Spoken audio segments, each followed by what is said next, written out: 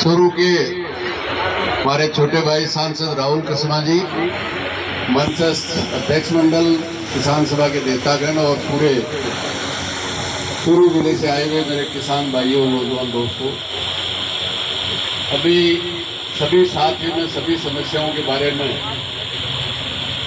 आपके बीच में रखा और भाई राहुल ने भी जो देश की संसद में अभी एक छोटा सत्र चला है उसमें निश्चित रूप से आपकी बातें रखी और जिन समस्याओं और मसमताओं पूरे देश में 500 से ज्यादा जिले हैं, लेकिन इस बीमा को ठीक से एक एक किसान लेता नहीं, एक एक किसान जितना चूरू जिले का समझता है इस देश में और कोई नहीं समझता। इसके लिए तो आप धन्यवाद के पात्र हैं।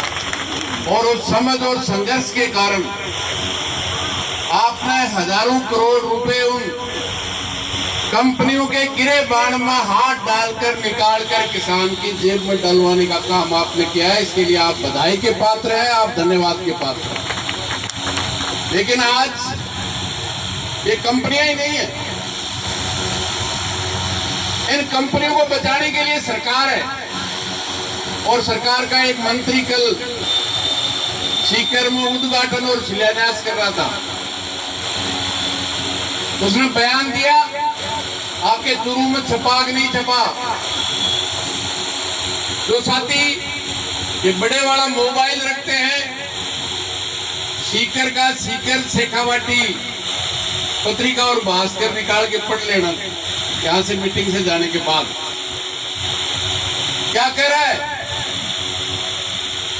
कह रहा है मई की गलती सीकर, चूरू और झुंझुनू ने की है, उसकी सजा भोगनी पड़ेगी। ये गलती है। राहुल कसमा और अमराराम आपके बीच में संसद बने, आपने किसी के दबाव में बनाया है।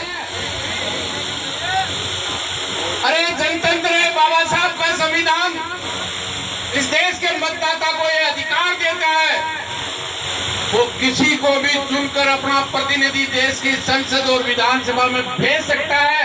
और ऐसी हिटलरशाही सरकार की पार्टी के मंत्री ये कहें, इससे ज्यादा शर्मनाक बात भारतीय जनता पार्टी के लिए हो नहीं सकती। कहते हैं सीकर, चूरू, झुंझुनू को सजा भोगनी पड़ेगी और सजा दे रही है सरकार। स्टेट की मीटिंग नहीं करे।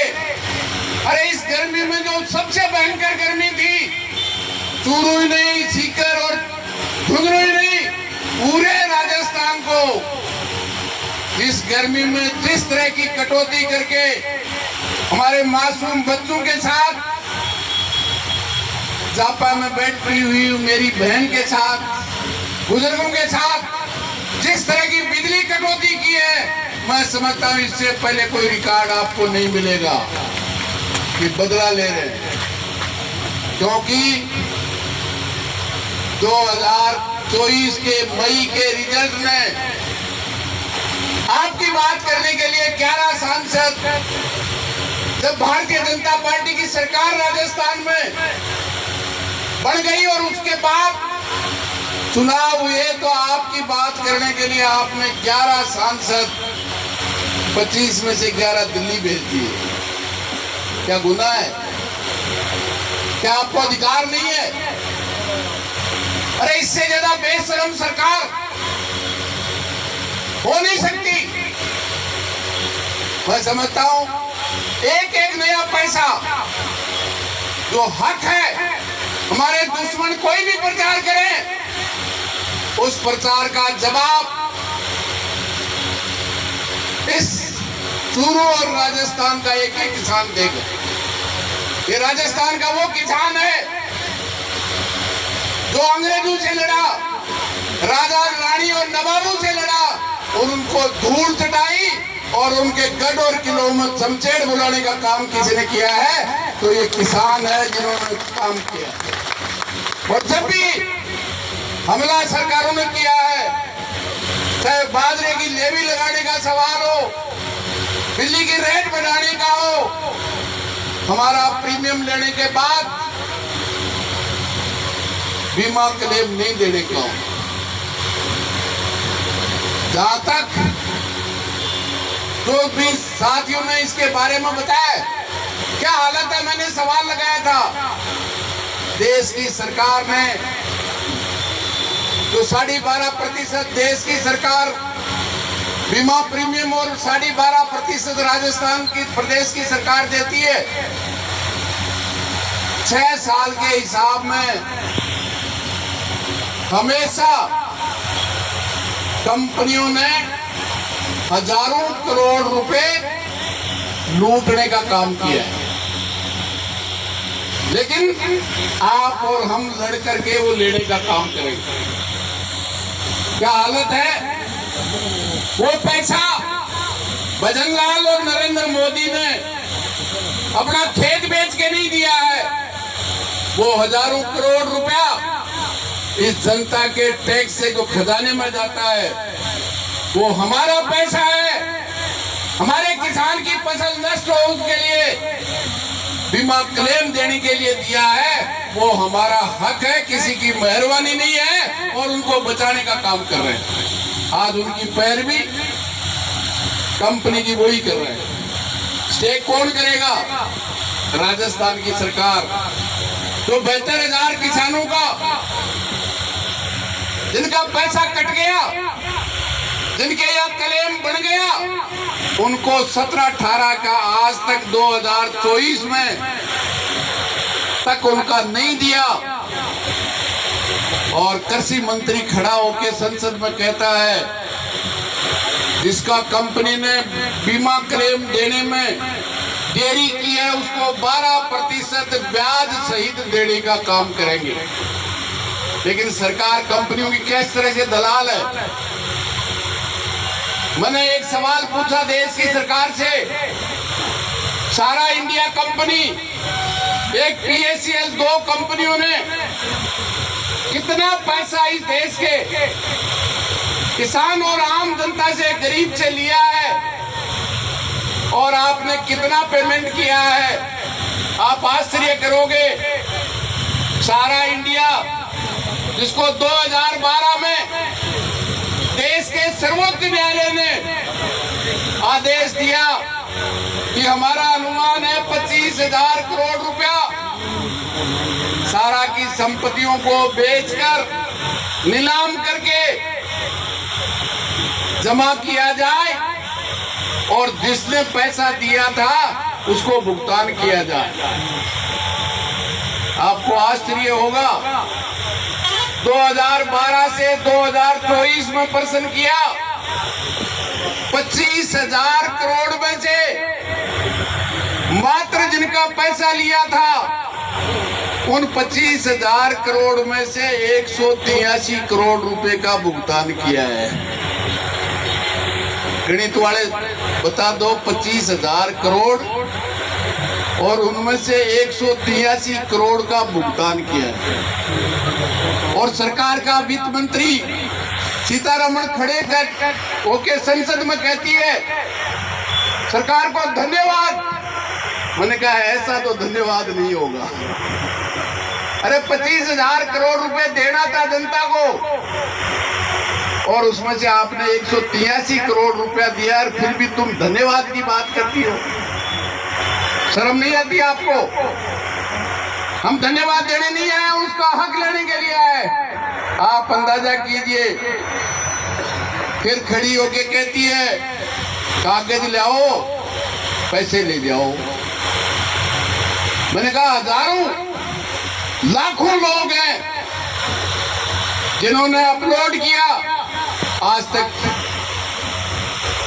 1% को भी नहीं मिला। मतलब किस तरह से कंपनी के दलाल सरकार है।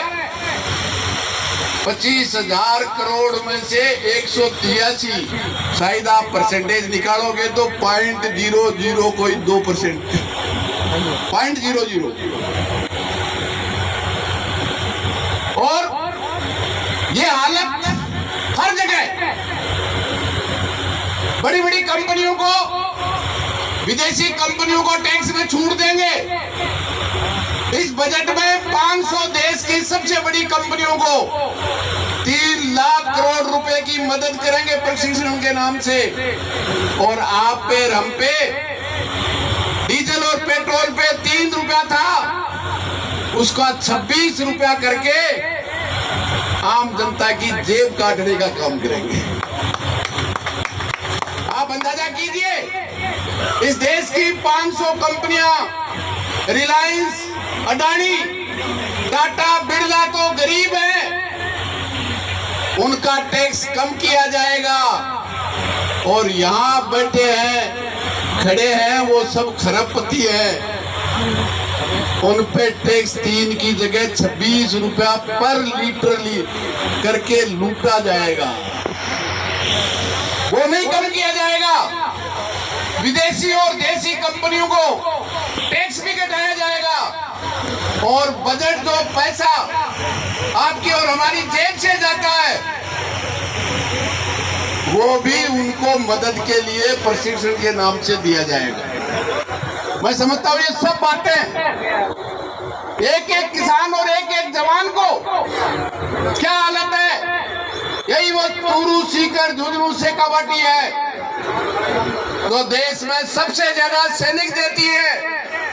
और जब भी दुश्मन फौजों से युद्ध होता है, सबसे ज्यादा शहादत देते हैं, उसको भी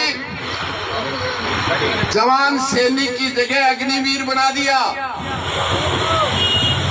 जब हम उस हमारे जवान बेटे की बात करते हैं, तो हमारा देश का रक्षा मंत्री देश की संसद में खड़े होकर कहता है, ये फौज को बांट रहे हैं। हमने कहा बांटा तो बेईमानो आपने है, एक जवान होगा और दूसरा अग्निवीर होगा।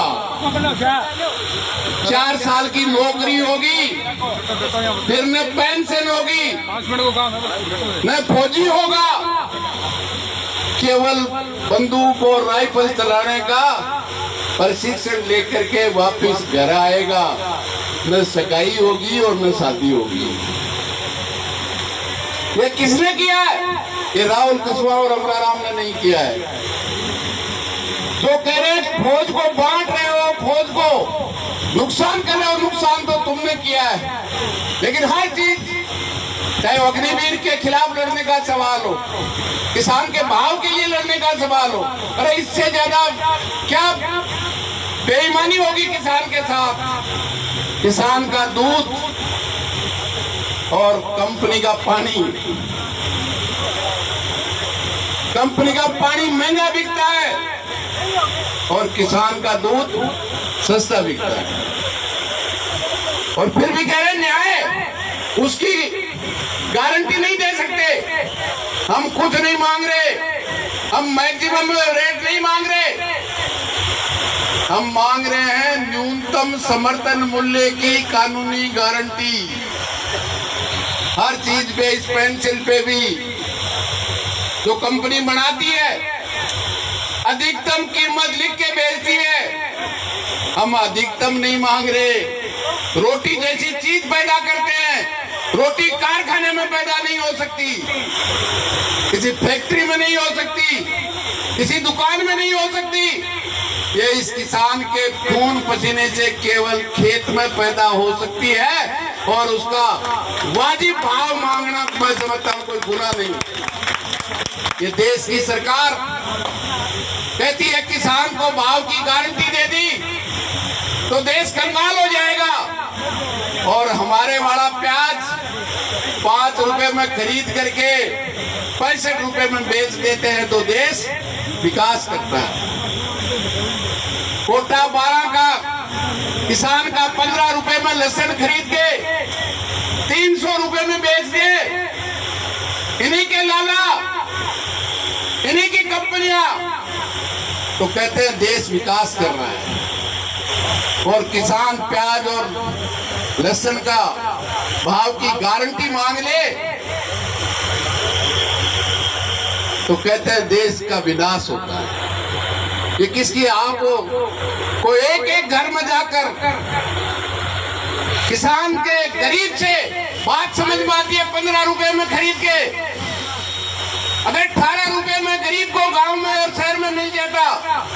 बात समझ में आती है, हम भी तसल्ली कर लेते, हमको भाव नहीं मिला, लेकिन गांव और शहर के गरीब जो खरीद के खाता है कम से कम उसको तो सस्ता मिल गया, न उसको भाव मिलता है और न उसको सस्ता मिलता है। तो खाती बाबाली करो दूरी है, जाती भी काटे आती भी काटे, ये समझना पड़ेगा। और अगर सरकार में बैठे हुए लोग नहीं समझेंगे तो आज पहले श्रीलंका थी और अब बांग्लादेश। कहां शासक रात की रात उठ के भाग गए।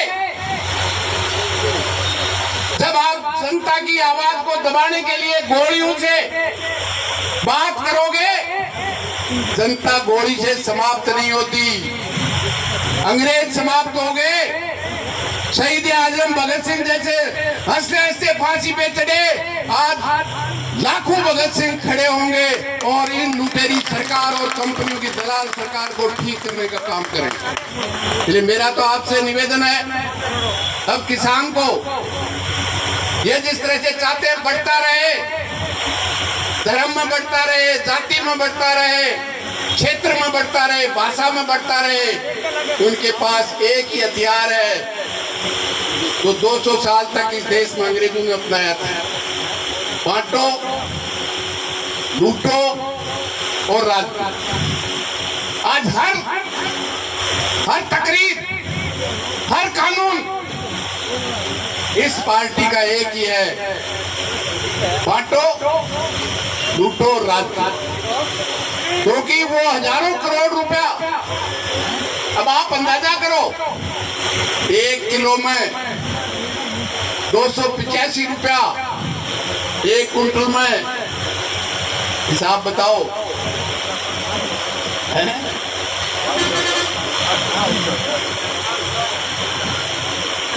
285 1 किलो में है, 1 कुंटल में 250, 28000, 250 नहीं 28000, और 100 कुंटल में। अब उनको पैसा देकर टेलीविजन, अखबार,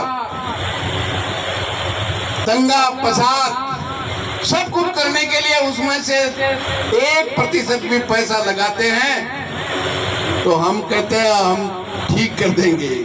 इसलिए आज उनकी साजिश एकमात्र साजिश है, इसके अलावा कोई साजिश नहीं। वो किसान के साथ नहीं, जवान के साथ नहीं, गरीब के साथ नहीं, केवल और केवल कंपनियों के साथ। और कंपनियां मालामाल है।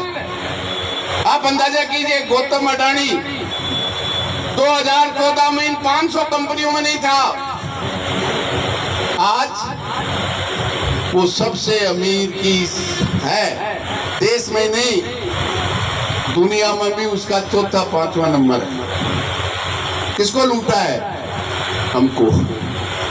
इसलिए मेरा तो आपसे निवेदन है, इस लूट के खिलाफ हम जितना एकजुट होंगे, जितना हमारी एकता मजबूत होगी, संगठन मजबूत होगा, कोई सरकार हो, कितनी अपने आप को मजबूत सरकार मानती हो, जिस तरह से आपने पहले अपने हक का क्लेम गिरेबान में हाथ डाल के निकाला है, फिर एक एक पाई लेंगे। और जो सोतेला व्यवहार कर रहे हैं, जो इस सरकार के मंत्री कह रहे हैं कि इसकी सजा भोगनी पड़ेगी, बच्चों सजा तो तेरे को भोगनी पड़ेगी। तो इस देश के राजस्थान के अन्नदाता को ये कहता है कि सीकर, चूरू और झुंझुनू की जनता को सजा भोगनी पड़ेगी। हो सकता है तुम बिजली काट दो, तुम कनेक्शन नहीं दो, तुम क्लेम में अड़ंगे लगाओ, लेकिन वो शेखावाटी है जिन्होंने बड़े बड़ों को धूल चटाने का काम इस शेखावाटी के किसान और जवान ने करने का काम किया है। और मैं समझता हूँ वो परंपरा, वो हमारे बुजुर्गों का संघर्ष आज भी हमारे रगों में खून है। मैं समझता हूँ निश्चित रूप से आप और हम यहाँ सभा कर रहे हैं, हमारे प्रतिनिधि जिला कलेक्टर के पास वो बातें जो सरकार ने यस की है, प्रशासन ने यस की है, क्योंकि अब जाने की जरूरत नहीं है। देश और प्रदेश की सरकार का प्रतिनिधि इस दीवार के उधर कलेक्टर के रूप में बैठता है। इसी को बच्चू बनाएंगे और जरूरत पड़ेगी तो आगे जाने का काम भी करेंगे कि नहीं करेंगे? करेंगे जब तो हाथ खड़ा करो। हाँ, जयपुर चलना, जयपुर है। क्योंकि लड़ाई के अलावा कोई रास्ता नहीं। अपन चावल सीधा माने जना पूरा चावल ने कोने टेस्ट करा। हलवाई एक चावल का ऑर्डर देख ले, बता दे सीज का या कमी है। अभी एक मंत्री का ये बयान इस बात का सबूत है कि भारतीय जनता पार्टी का मंशा क्या है। और जो कहते हैं ना देते नहीं, रिलायंस नहीं देती।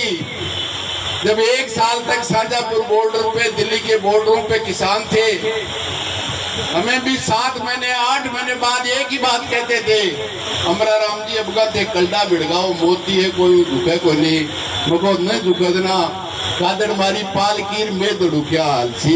आखिर जाकर के 9 दिसंबर को छक मार करके काले कानून पूरे देश के किसान से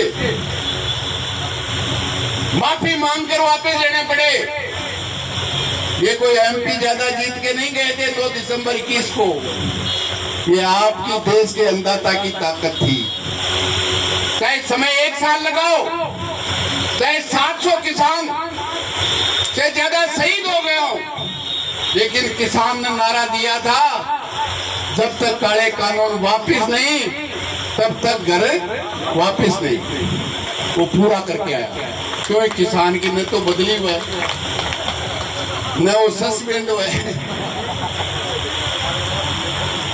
आमच्या चमचा है ना भारतीय जनता पार्टी कर्मचारी तो सस्पेंड कर दी, कहता ना बाढ़ में दिखा डाला। ये किसान की, ये अपना बेटा जवान की न तो बदली हुआ है न सस्पेंड हुआ है। वो अन्य जरूर सस्पेंड कर दे। निश्चित रूप से वो ताकत है और उस ताकत को चैलेंज कर रही है भारतीय जनता पार्टी के मंत्री। इसका मतलब भारतीय जनता पार्टी प्रधानमंत्री से लेके मंत्री तक की मंशा ये है। वरना वो तमाम विधायक जो 14 सांसद हैं उस मंत्री के बयान का कंडेम करे भारतीय जनता पार्टी। और अगर भारतीय जनता पार्टी उस मंत्री के बयान के साथ नहीं है